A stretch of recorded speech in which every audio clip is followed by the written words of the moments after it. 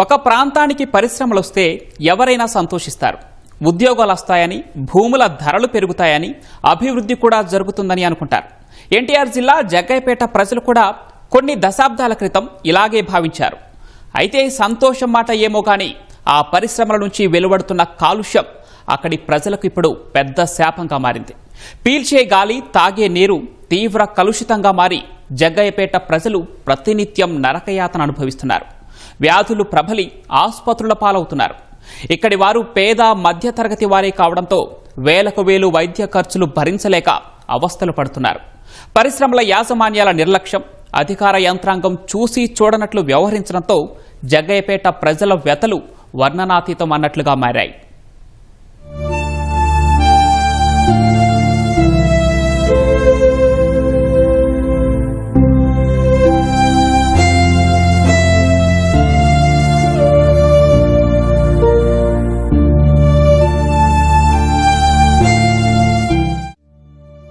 ఇది ఎన్టీఆర్ జిల్లాలోని జగ్గయ్యపేట నియోజకవర్గం.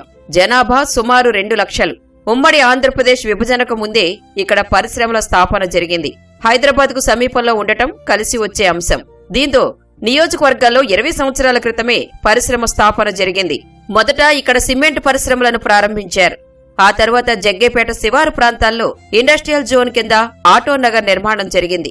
ఇక్కడ పనిచేసేందుకు తెలంగాణ సరిహద్దు జిల్లాలైన ఖమ్మం, నల్గొండతో పాటు ఛత్తీస్గఢ్, ఒడిశాకు చెందిన వారు ఉపాధి పొందుతున్నారు.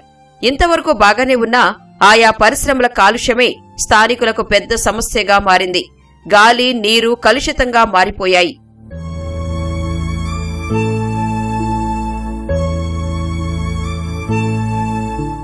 జగ్గయ్యపేట ఆటోనగర్లో పరిశ్రమల యాజమాన్యాలు కొన్నాళ్లు సజావుగానే కార్యకలాపాలు నిర్వహించాయి. ప్రారంభంలో ఎక్కువగా ఆటోమొబైల్ కర్మాగారాలు ఉండేవి. ఆ తరువాత ఫార్మా, రసాయన కంపెనీలు ఏర్పాటయ్యాయి. దీంతో నెమ్మదిగా సమస్యలు ప్రారంభమయ్యాయి. స్థానికులు క్రమంగా అనారోగ్యం బారిన పడటం ఆరంభమైంది. అనారోగ్య సమస్యలు ఎక్కడి నుంచి వస్తున్నాయనే దానిపై స్థానికులకు మొదట పెద్దగా అవగాహన ఉండేది కాదు. కాలాన్ని బట్టి సీజనల్ వ్యాధులనుకుని వైద్యం కోసం వేలకు వేలు ఖర్చు పెట్టుకునేవారు. ఆ తరువాత కొన్నాళ్లకు గాని స్థానిక పరిశ్రమల రసాయన వ్యర్థాల వల్ల కలుషితమవుతున్న గాలి, నీరే తమ అనారోగ్యాన్ని హరిస్తోందని గ్రహించలేకపోయారు. 250 ఇళ్లు ఉన్నాయండి. 250 ఇళ్లుంటే అందులో జనాభా కనీసం 3000 మంది ఉంటారు. వాళ్ళకి రాత్రిపూట ఈ ఫ్యాక్టరీలో వచ్చే డస్ట్, దువ్వ కానీ ఏదైనా కానీ రాత్రిపూట 8 నుంచి స్టార్ట్ అయితే మళ్ళీ తెల్లారి 6 వరకు కూడా అదే ప్రకారం ఉంటుంది. అది పీల్చి కొంతమంది అస్వస్థత ఏర్పడుతుంది. కాబట్టి మీరు అది దయచేసి గమనించి మాకు మెయిల్ చేయండి. మరి ఎందుకన్నా సమస్యలు ఎన్నోసార్లు చెప్పామండి. వాటర్ విజయవాడ తీసుకెళ్ళి కూడా చెక్ చేసాం, కానీ దాని ప్రతిఫలం లేదు మాకు. దయచేసి మీరు మాకు ప్రతిఫలాన్ని చేకూర్చండి. వాటర్ కెమికల్ వాసన బాగా వస్తుంది. జ్వరాలు వస్తున్నాయి, పిల్లలకి ఇబ్బంది పడుతున్నాం. మేము కూడా ఇది చాలా ఇబ్బందిగా ఉండి అసలు వాసన కూడా, కారాలు కూడా వాసన, దోమలు, ఈగలు అన్నీ బాగా వస్తున్నాయి, పురుగులు వస్తున్నాయి. వాటి వల్ల వాసన బాగా వస్తుందండి. ఇది కెమికల్ వాసన బాగా వస్తుంది. నీళ్ళు కూడా ప్రాబ్లం ఉంది కొద్దిగా. వాసన పచ్చగా వస్తున్నాయి, వాటర్ వాసన వస్తున్నాయి. కొద్దిగా కెమికల్ వాసనే వస్తాయి, పచ్చగా వస్తున్నాయి వాటర్. ఫ్యాక్టరీల వల్ల బాగా జ్వరాలు రావటం, మరి ఒంట్లో బాగుండట్లేదు జనానికి. పిల్లలు, పెద్దోళ్ళు బాగా ఆరోగ్యం బాగలేదు. ఈ కాలువలు, సైడ్ కాలువలు ఒకటి బాగలేవు, మురి కాలువలు. మాకు నీళ్లు తాగడానికి నీళ్ళు ఒకటి లేవు. మాకు సౌకర్యాలు ఇవ్వండి. మాకు పట్టించుకునే వాళ్ళు ఎవరు లేరు. దీని గురించి మాకు ఇబ్బంది అవుతుంది. ఎవరు రావట్లేదండి. పై వాళ్ళకి చెప్తూనే ఉన్నాం, అందరికి చెప్తూనే ఉన్నాం, ఎవరు రావట్లేదు, పట్టించుకోవట్లేదు. కాలువ మొత్తం బాగా పురుగులు అవి ఉన్నాయి. డ్రైనేజీలు బాగలేవు, నీళ్లు బాగలేవు, తాగడానికి నీళ్ళు లేవు. మాకు ఇబ్బందులు అవుతున్నాయి. నైట్ పూట పడుకుంటే అసలు వాసన ఉండలేకపోతున్నాం మేము. జగ్గయ్యపేటలో రసాయన కంపెనీలు వ్యర్థాలను అక్కడే డంపు చేస్తున్నాయి. వాటిని నిర్వీర్యం చేసేందుకు ప్రత్యేక పద్ధతి పాటించడం లేదు. నిబంధనలకు నీళ్లొదిలి కంపెనీలు ఇష్టారీతిన వ్యవహరించడం వల్ల ప్రజలు తీవ్ర అవస్థలు ఎదుర్కొంటున్నారు.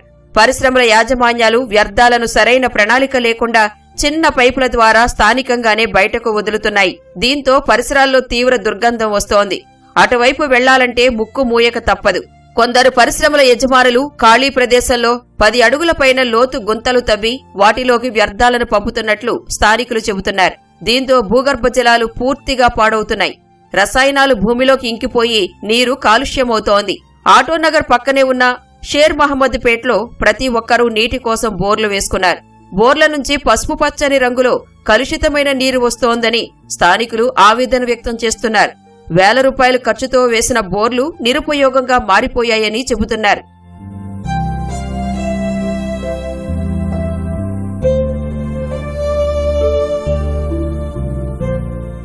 జగ్గయ్యపేట ఆటోనగర్ ప్రాంతాన్ని 80 ఎకరాల విస్తీర్ణంలో ఏర్పాటు చేశారు.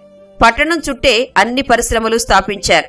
ఇక్కడ 5 ప్రధాన సిమెంట్ ఫ్యాక్టరీలు, మరో 5 రసాయన కంపెనీలు ఉన్నాయి. జగ్గయ్యపేట, జయంతిపురం, రెడ్నాయక్ తండా, ధర్మవరప్పాడు తండా, రావిరాల, షేర్ మహమ్మద్ పేట, ముత్యాల, తిరుమలగిరి, ఆటోనగర్ పార్క్ ప్రాంతాల్లో పరిశ్రమల వ్యర్థాలు ప్రజలపై తీవ్ర ప్రభావం చూపుతున్నాయి. కలుషిత నీటిని తాగటం వల్ల తమకు ఒంటి నిండా దురద వస్తోందని, అనేక వ్యాధులు ప్రబలుతున్నాయని ఆవేదన వ్యక్తం చేస్తున్నారు. మా ఇంట్లో నీళ్ళు అసలు బాగా వాడుకోం. ఈ బజార్ నీళ్ళు వస్తేనే వాడుకోవటం. ఈ కరెంట్ పోతే నీళ్ళు రాకపోతే ఇంకా స్నానాలు కానీ దేనికి నీళ్ళు ఉండవు. పక్కింటి వాళ్ళు ఎన్ని రోజులు ఇస్తారు మనకి? పచ్చగా ఉంటాయి. ఇప్పుడు కూడా పట్టేవండి బకెట్లో నీళ్లు. పార్టీలు సంబంధం ఎవరైనా వచ్చిన వాళ్ళు పని చేస్తే చాలు. కాలనీలో నీళ్లు మొత్తం అసలు ఏం బాగలేదు. నీళ్ళకైతే మాకు బాగా ఇబ్బంది అవుతుంది. డ్రైనేజీలు ఆగిపోయి అక్కడికక్కడికి వాసనలు, దోమలు, విపరీతమైన జ్వరాలు కూడా వస్తున్నాయండి.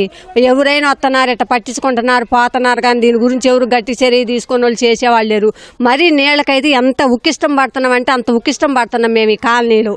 ముఖ్యంగా మాకు నీళ్లు ఒకటి మాకు సాయం చేయండి, డ్రైనేజీలు ఒకటి క్లీన్ చేయండి. దోమలు అయితే ఇవి పచ్చంగా ఉన్నాయి. చిన్నపిల్లగాలతో ఇబ్బంది పడుతున్నాం మేము. ఫ్లాటీలు కట్టిన కాంచి బాగా కెమికల్ వాసన, బాగా కొంచెం ఆగితే నైట్ పూట అయితే వాసన బయటకు వచ్చి ఇంట్లో వాళ్ళ పైన పడుకోలేము. ఎండాకాలం కూడా పైన పడుకోలేము. కెమికల్ వాసన ఇవన్నీ చూడు, మొత్తం దద్దులు బెందులు వచ్చినాయి. ఒళ్ళంతా మందులు వాడుతున్నాం మేము. ఇప్పుడు మా పరిస్థితి పట్టించుకునే వాళ్ళు ఎవరు లేరు.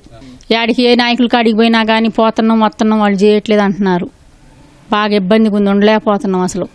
ఓసారికి చుట్టాలు వచ్చి ఇక్కడ ఉండలేవరు, వెళ్ళిపోతారు. ఆ వాసనకి ఎమ్మటే వెళ్ళిపోతున్నారు. నీరు కలుషితం కావటం వల్ల ఆటోనగర్ ప్రజలు మంచినీటి కోసం కటకటలాడుతున్నారు.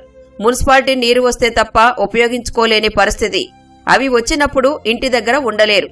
ఎక్కువ మంది కూలీ పనులు చేసుకునేవారు కావటం మూలంగా ఉదయం వెళితే సాయంత్రం ఇంటికి చేరుకుంటారు. వీరు వెళ్లే ముందు నీరు వస్తే పట్టుకోవడం మినహా ప్రత్యామ్నాయం లేదు.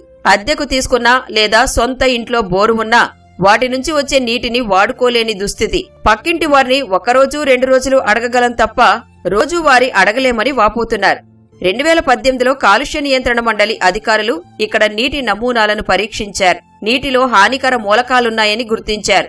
ఫ్లోరైడ్ అధిక శాతం ఉందని, బోర్ల నుంచి నీటిని వినియోగించవద్దని అధికారులు సూచించారు. దీంతో స్థానిక ప్రజాప్రతినిధులు పైపుల ద్వారా రోజుకొక్కసారి గంట పాటు మంచినీటిని అందిస్తున్నారు. వచ్చే నీళ్లు సరిపోకపోవడంతో చాలా ఇబ్బందులు పడుతున్నామని స్థానికులు చెబుతున్నారు.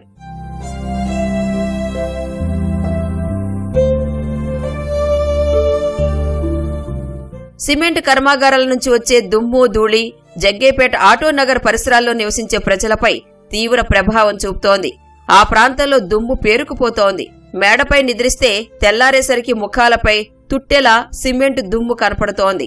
మరోవైపు రాత్రి సమయాల్లో రసాయన పరిశ్రమల నుంచి వచ్చే విషవాయువులు ఉక్కిరిబిక్కిరి చేస్తున్నాయి.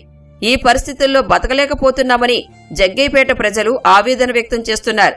తమ సమస్య గురించి పరిశ్రమల ప్రతినిధులకు ఎన్నిసార్లు మొరపెట్టుకున్నా స్పందన లేదని స్థానికులు ఆరోపిస్తున్నారు. మోకాలు నొప్పి, థైరాయిడ్ ఉంది. ఆ నీళ్లు తాగుతుంటే నొప్పులు వస్తున్నాయి. మిల్లర్ నీళ్ళే తాగుతున్నా. అవి తాగితే మోకాళ్ళు నొత్తాయేమని అవి కూడా తాగకుండా ఉంటే ఈ తాగితే మన మైకులో చెప్పారుగా, చెరువులో అది ఎందుకు కలుపుతున్నారు తాగబాకండి అని అంటే ఇంకా మిల్లర్ నీళ్ళే తాగుతున్నాయి. ఫ్యాక్టరీ వల్లండి దుమ్ము, ఆ నీళ్ల వల్లే నీళ్లు ఆగమైపోతున్నాయి. ఫ్యాక్టరీలు కానించే అదివరకు మంచిగా ఉండే. కాకపోతే ఫ్యాక్టరీల నుంచి వచ్చే వ్యర్థాలు ట్యాంకర్ల ద్వారా ఎక్కడో Vizag side, Hyderabad side dumping చేయాలంట. అది మనకి పెద్దగా దాని మీద అవగాహన లేదు. అయితే వాళ్ళు ఈ మధ్య కాలంలో ఏం చేశారంటే ఆటోనగర్లో ఉన్నటువంటి షెడ్లు కానీ, యార్డ్లు కానీ, లేకపోతే షాపింగ్స్ వాటిని రెంట్లుగా తీసుకొని ఆ ఫ్యాక్టరీలలో నుంచి వచ్చేటి వాటర్ ఏదైతే ఉన్నాయో ఆ వాటర్లో నుంచి వచ్చే వ్యర్థాలు వచ్చేసి ఇక్కడ బోర్లలో డంపింగ్ చేస్తున్నారని తెలుసుకున్నామండి. అయితే చాలా రోజుల తర్వాత డంపింగ్ చేసిన వేస్ట్ వ్యర్థాలు అయితే ఏదైతే ఉన్నాయో భూమిలో ఇంక్లూడ్ అయ్యింది. అవి మొత్తం షేర్ మహమ్మద్పేట కానీ, ఆటోనగర్ కానీ, ఈ షేర్ మహమ్మద్పేట కాలనీ కానీ, శాంతినగర్ దాకా దాదాపుగా ఆ వాటర్ ఇంక్లూడ్ అయిపోయి వచ్చేసి కలర్ మొత్తం బ్లూలో వస్తుందండి. అదే సారు నీళ్ళన్నీ అసలు బాగలేవు, ఎలర్జీ వస్తుంది మాకు. చెరువులో కూడా కెమికల్ కలిసినాయి. అదే సార్, అక్కడ కూడా కెమికల్ కలిసినాయి. అసలు ఎవరు ఏమో ఈ నీళ్ళ గురించి ఎవరు పట్టించుకోవట్లేదు. ఫ్యాక్టరీల గురించి కూడా ఎవరేమో అవి తీపియట్లేదు. తీపిస్తాం అన్నారు, ఎవరు తీపియట్లేదు. 1-2 పౌడర్ లాగా ఇళ్ల మీద పడుతున్నాయి, వచ్చి నల్లగా మసిలాగా. అది పొద్దున్నే వాకిల నిండా చెట్టల నిండా మసి ఉండట్టే ఉంటుంది. అది ఏంది మన బొగ్గు పౌడర్ లాగా ఉంటుంది. నీళ్ళు ఇవాళ పట్టుకుంటే రేపుడికి మారిపోతున్నాయి. ఆ నీళ్లు ఎట్లా ఎర్రగా ఉంటున్నాయి ఆ నీళ్లు. పరిశ్రమల కాలుష్యం కారణంగా జగ్గయ్యపేటలో ప్రజల జీవన ప్రమాణాలు తగ్గిపోతున్నాయి. దుమ్ముని పీల్చడంతో ఊపిరితిత్తుల సమస్యలు తలెత్తుతున్నాయని స్థానికులు ఆవేదన వ్యక్తం చేస్తున్నారు. పరిశ్రమల నుంచి వచ్చే రసాయనాల వాసన పీల్చడంతో వాంతులవుతున్నాయని, చిన్నపిల్లలు రాత్రి బయటకు రాలేకపోతున్నారని చెబుతున్నారు. చాలా మంది దీర్ఘకాలిక రోగాలతో బాధలు పడుతున్నారని అన్నారు. వైద్య చికిత్సల కోసం రోజు కూలీ కింద వచ్చిన డబ్బులు చాలక అప్పులు చేయాల్సి వస్తోందని వాపోతున్నారు.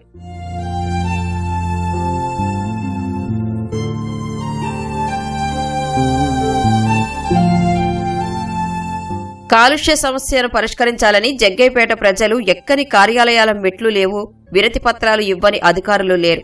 కాలుష్యంతో ఇక్కడి ప్రజల జీవితాలు ఛిద్రమవుతున్నా ప్రజాప్రతినిధులు, అధికారులు నిమ్మకు నీరెత్తినట్లు వ్యవహరిస్తున్నారు.